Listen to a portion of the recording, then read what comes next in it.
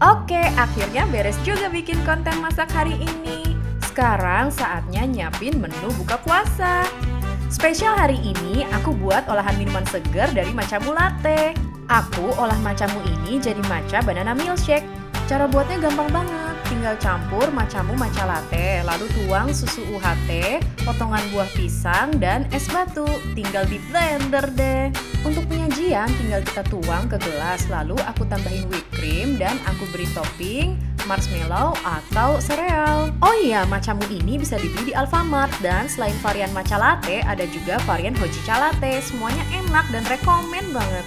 Ini dia matcha banana milkshake, rasa matchanya terasa banget dan dengan campuran bahan lainnya ini seger banget untuk diminum saat berbuka. Oh iya, jangan lupa teman-teman ikutan challenge Matcha Hunters dengan total hadiah 3 juta rupiah untuk 3 orang pemenang. Syarat dan ketentuan baca di caption video ini ya.